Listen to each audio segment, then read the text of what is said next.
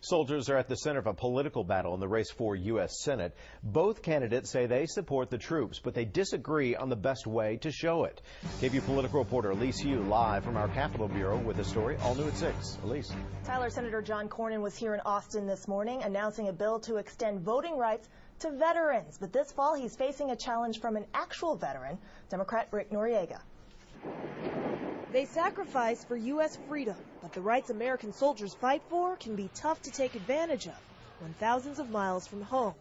Retired Air Force pilot Billy Wright wanted to vote, but never got a ballot. I've never received one the whole time I was overseas, and that was in Europe and in Southeast Asia.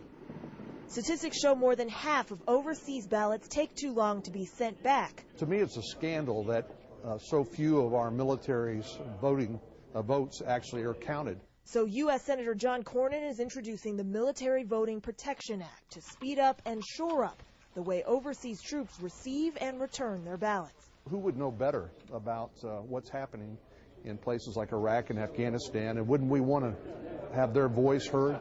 So I think Cornyn's Democratic challenger Rick Noriega knows something about those places. He served in the National Guard and questions Cornyn's support of soldiers when it comes to the Iraq War. Noriega opposes the war. Cornyn supports it.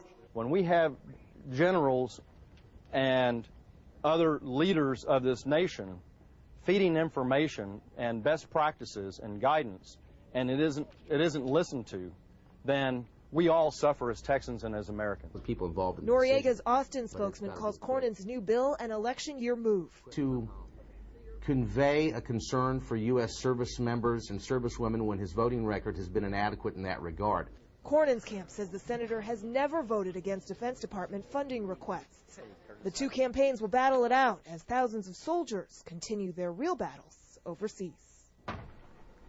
Now, Senator Cornyn did not serve in the military, but his father was a doctor in the Air Force. Election Day is November 4th. We're live at the Capitol Bureau. Elise Yu, KVUE News. All right.